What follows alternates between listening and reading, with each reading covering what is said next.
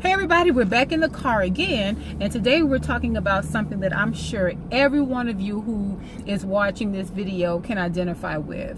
I don't like making generalizations, but I think I'm safe in assuming that everybody who is watching this video has been hurt. Somebody has hurt you. In addition to that, have you ever wanted to get back at a person, like really get back at them and make that strong statement to let them know that, number one, you can't do this to me, and number two, I'm not a person that's just going to continue to just keep taking things from you, and I'm just never going to do anything about it or say anything. You ever just wanted to get back? But have you ever been in situations where you want to get back, but you can't do it the way you really want to do it? Like, it's not feasible for you to do it the way you want to do it. Or maybe, perhaps, it's not even feasible for you to do it at all.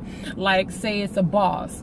If your employer is mean and super condescending, and they love to do things out in the open, they wait until they have a little audience to show out and make you look bad and feel bad, and they say things and do things, and they're loud and they're boisterous, and they love to draw attention with the things that they say to you and about you, and you're always the recipient of those jokes and just little side comments, right? Let's just say that's the situation. It's not feasible for you to lash out and do the same thing that they're doing to you, because of course you don't want to be labeled as insubordinate or possibly lose your job. You understand? It may be a situation like with a minor child. If you're upset with your parents and they do something you don't like, you can't just do what you want to do. You can't retaliate the way you want to retaliate, but the feeling is still there, you know? Sometimes when people get into those kinds of situations, they fall back on the whole kill them with kindness. And so, like, let's just say we use that same example with you and the employer. You would rise above. That's what it's kind of presented as. I'm going to rise above all of that foolishness, and I'm not going to be loud, draw attention, and, you know, cursing and all of that, or what have you. I'm not going to do that. I'm going to rise above that, and I'm just going to say nothing. I'll just ignore you, because there are many ways to kill a person with kindness. There's a couple of ways that come to mind. You can ignore a person. Just act to you, they do not even exist.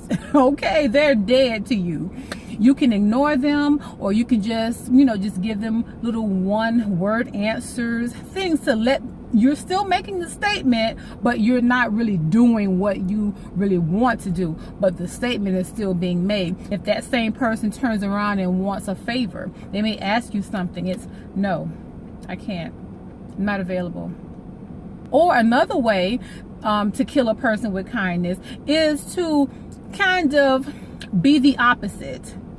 You're not going to scratch and fight and curse and call a person out of their name, but you can fall back a little bit, and with a very light voice, you may just say a couple of things to people, or you may just not get in front of a whole lot of people like your boss or other people, or whatever the situation is. You don't want to get around a whole bunch of people. You may not do that, but you may know some things that would damage their character, that would damage their influence, that would make them upset. You may know a secret or something that others don't know. So another way to get back would just to kind of, in conversation, just slide that information into the conversation. Yeah, I'm not telling everybody, I'm not being and acting ugly like you, but I'll just tell a couple of people, or I'll just say a couple of things around people to get them thinking a certain way about you.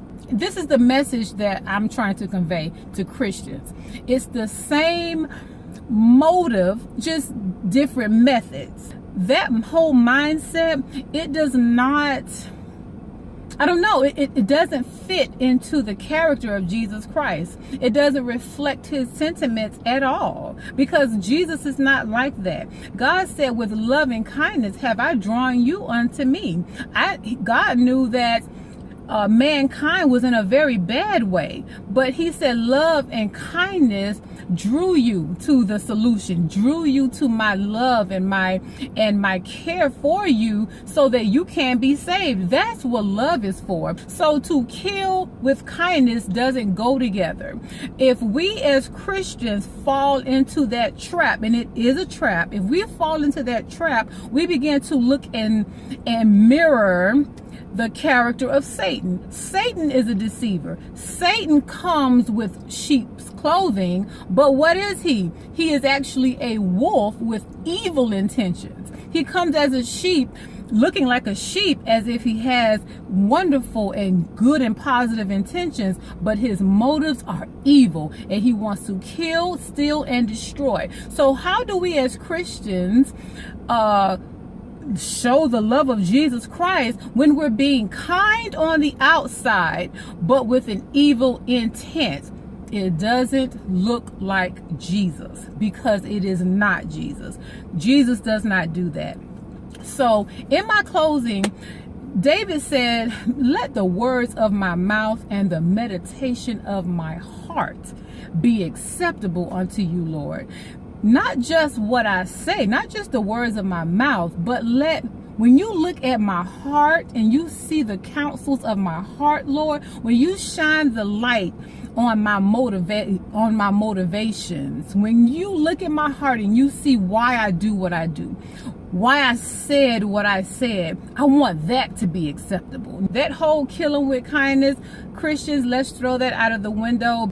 It is not the sentiment of Christ.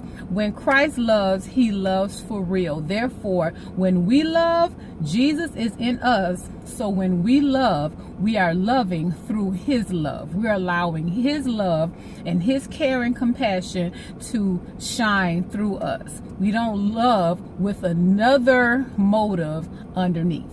So again, that's what I'm going to leave you with. If you have any questions, comments, if you want to chime in below, if you have any other ways for identification purposes that you can think of that we can kill with kindness, please leave that down in the comment section as well.